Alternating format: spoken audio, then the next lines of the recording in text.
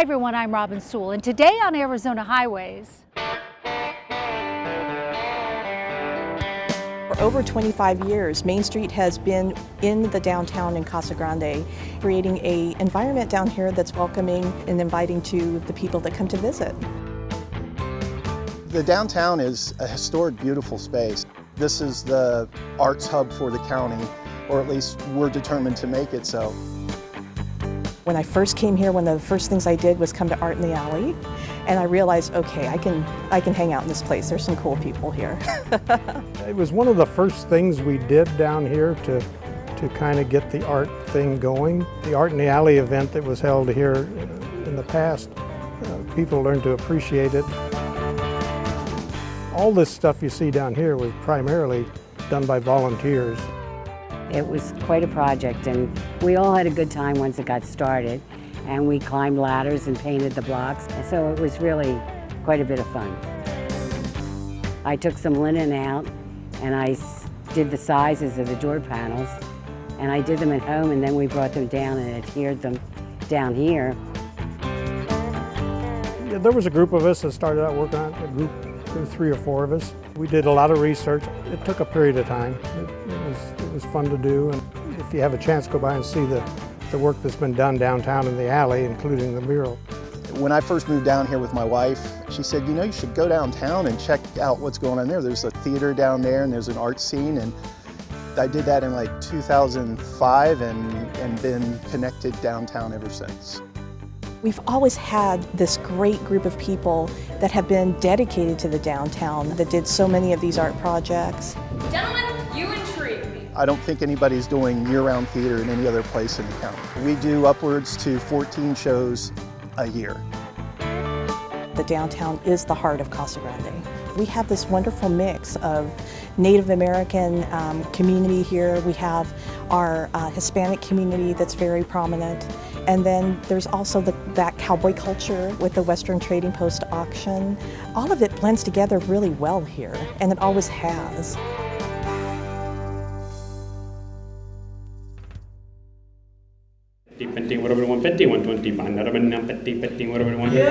Once a month, Western Trading Post here in Casa Grande's historic downtown holds a live auction. I got 100 on money. Bidders come from all over the world, hoping to take home a piece of cowboy, Western, or Native American memorabilia, even a slice of Americana. We had people from Washington who were coming through the Southwest and planned their trip, Washington State that is. They planned their trip so they could be here on this day because they bid online all the time with us. $150. In fact, an online bidder in France won this green pickup truck parked outside the store. Not only do we help a seller who wants to sell some items and buyers who want to acquire items, but we get to perpetuate history rather than have items just wind up getting tossed somewhere. The Trading Post was first established in 1877, when Arizona was just a territory. The Olsons helped keep that past alive by passing down what they call a living history. At the auction and in the Trading Post, it is just such a blessing because we get to keep history alive, and we try to educate the younger generation. And how is the best way to educate the younger generation? But that is to have them fall in love with it, just like we love it as well. Jim and Bobby Jean's love of the Southwest is in their DNA. Jim was born and raised in Arizona, Bobby Jean in New Mexico. He was a professional rodeo cowboy. I have to brag about him on that because he did calf roping and team roping. He did ranch work. I mean, he lives it and loves it every day. And Bobby Jean has earned her Western star too. I grew up in the Western lifestyle, from being a rodeo queen to working in Western films, Western modeling, doing movie stunt work in the Westerns. And I do think that when you live it and love it, it's just in your blood. And their business is a family affair. Jim, of course, runs the auction. Bobby Jean models and showcases the items up for bid. While their son Rowdy keeps the crowd in check, tracking the communication through hand signals and seeing who's bidding on what. He sold it, $80. But how does anyone keep up with Jim? Like all auctioneers, they talk so fast. How do you even know what he's saying? Here's how it starts out, all right? I'm a $1 bid, now two, would you bid two? I'm a $1 bid, now two, would you bid two? And after you practice that for years and years and years, it kind of comes out going something like, I'm a $1 bid, now two, would have been two, $1 bid, now two, would have been two. 150, 120, $5 bid, now 50. That's your basic auction chant, they call it. Yeah. Sold him, $100.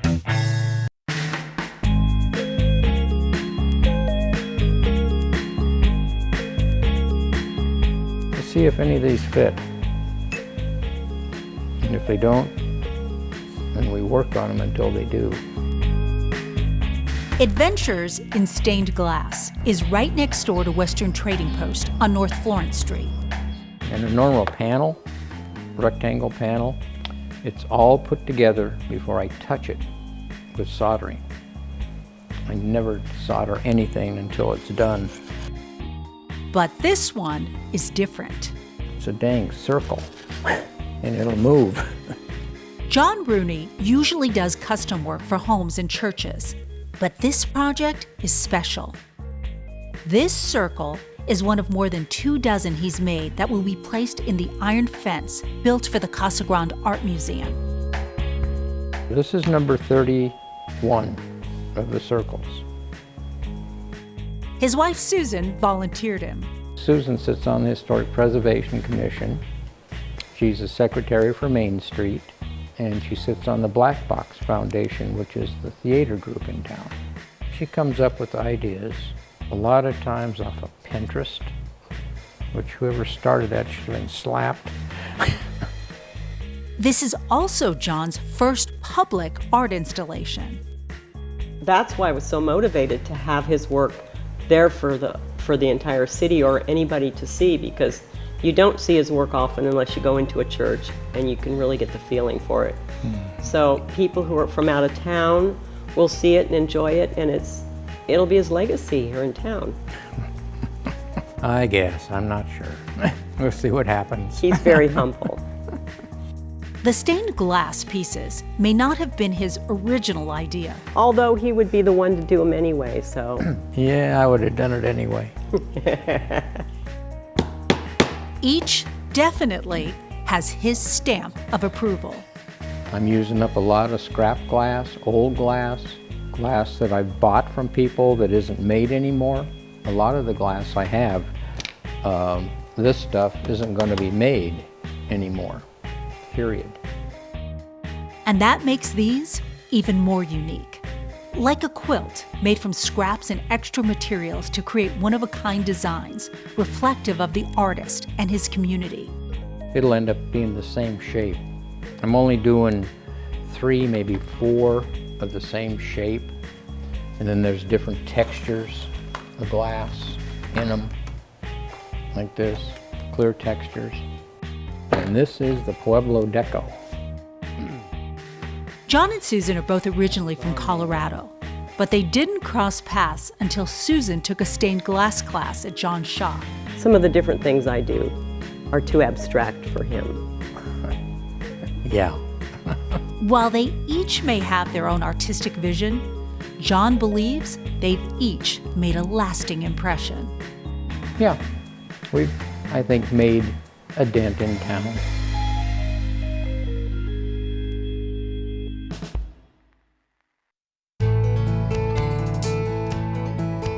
The Casa Grande Art Museum is really unique in that it is a kind of an intimate atmosphere. We're starting from the ground up. We're a smaller community, and it's neat that we all get to be a part of something. Just like the clay they're molding, these kids are also helping to shape the Casa Grande Art Museum. They're creating a mural inside the museum's garden. I feel like it's a good way for everyone to interact in a productive way. You learn so much about yourself as well as the people around you when you make things together. LEAH KISER is the president of the Casa Grande Art Association.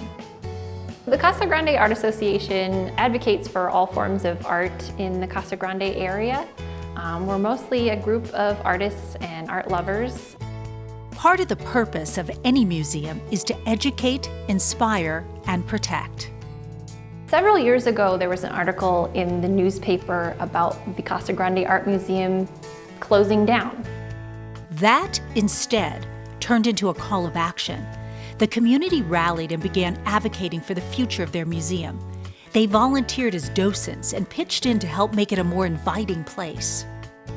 We wanted to get rid of the chain link fence around the building. Through donations, fundraising campaigns, and a lot of volunteer muscle, the new fence isn't just a fence, it's a work of art.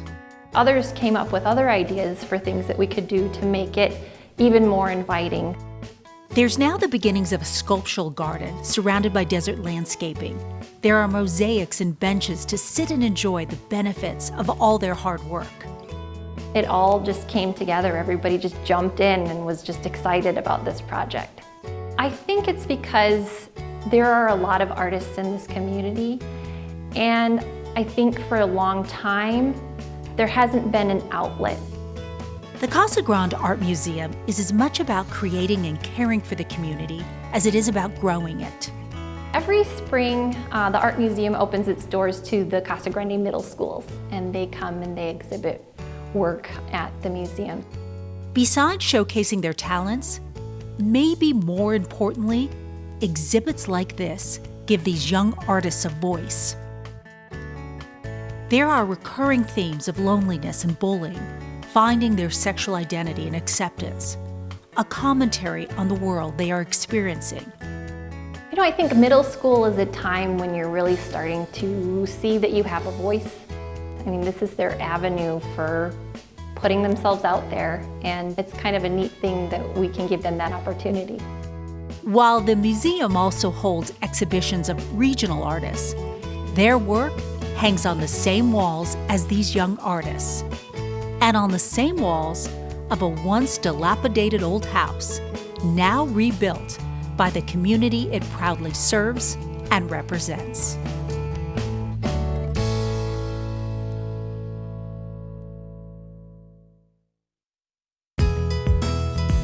Many of the storefronts that line Casa Grande's historic Old Town sit empty during the day, even at night.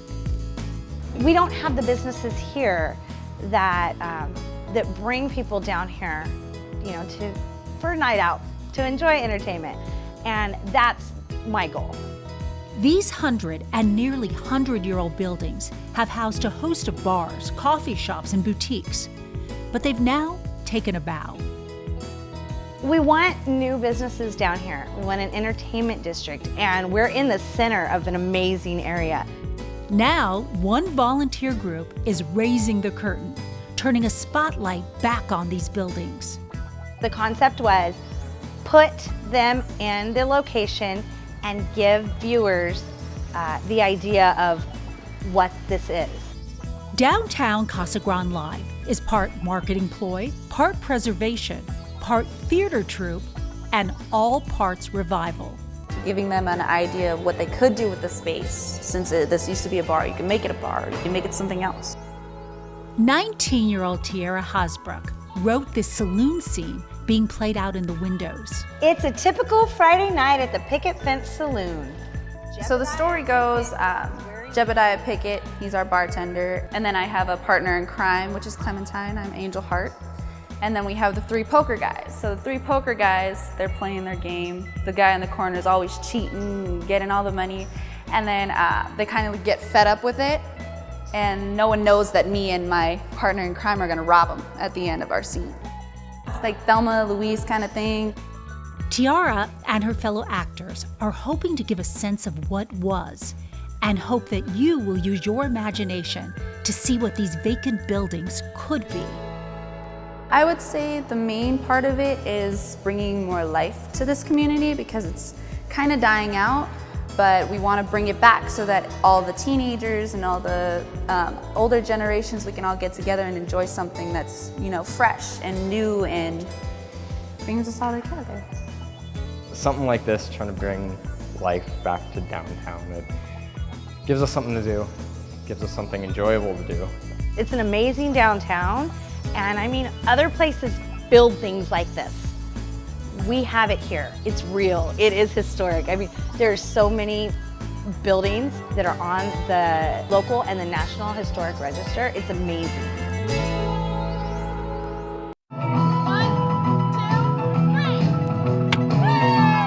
It was a vision that has become reality. Casa Grande's neon sign park is now live and in vibrant, living color.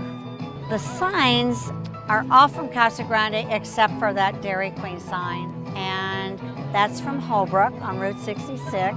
Marge Jantz is the chairperson of the Casa Grande Historic Preservation Commission. Most of the signs are from the early 1950s, some a little earlier. There's one behind me from 1943, and some a little older, like the cones, but they're so darn cute.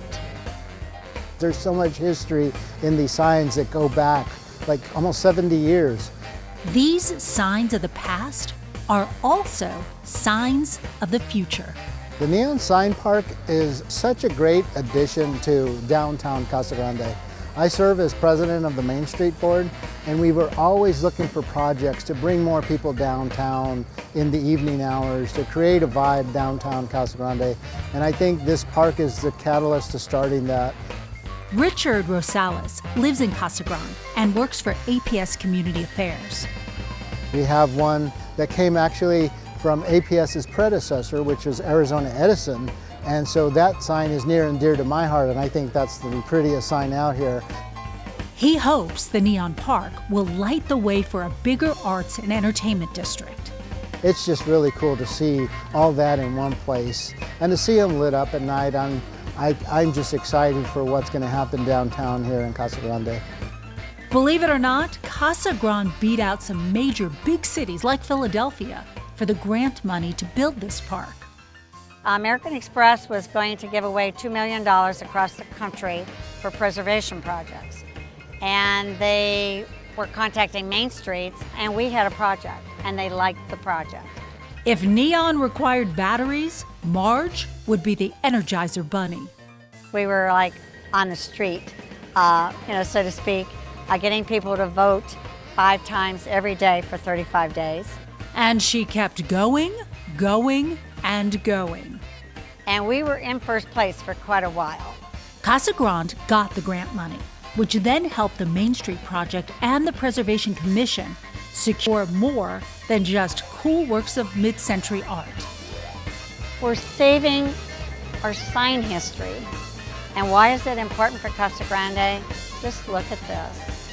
It's a wonderful place. It's free. People can come down. They can do it at their leisure. It'll be open every night from dusk until 11.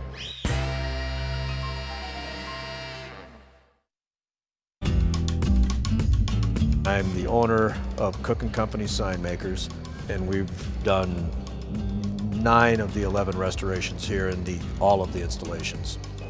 We first introduced you to Jude Cook a few seasons back when we got a tour of Tucson's neon sign heritage, dubbed the Neon Pueblo.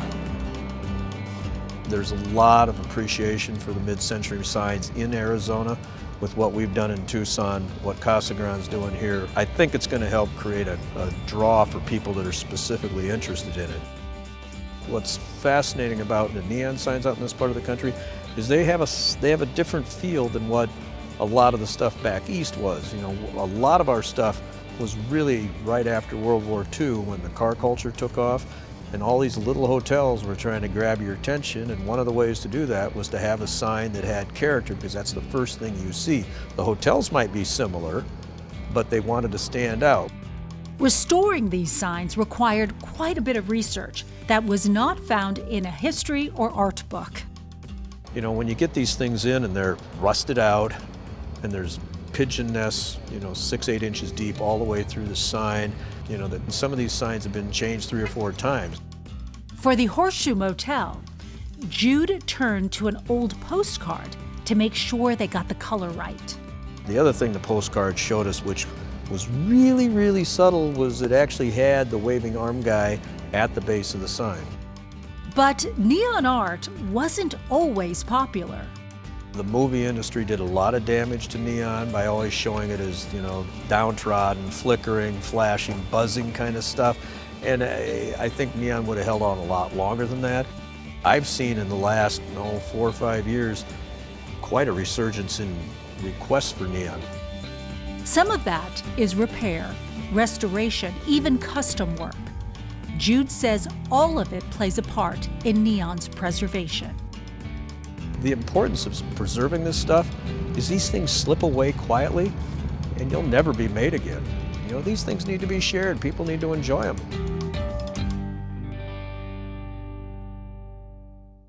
Thanks everyone so much for joining us. I'm Robin Sewell and we'll see you on the next Arizona Highways.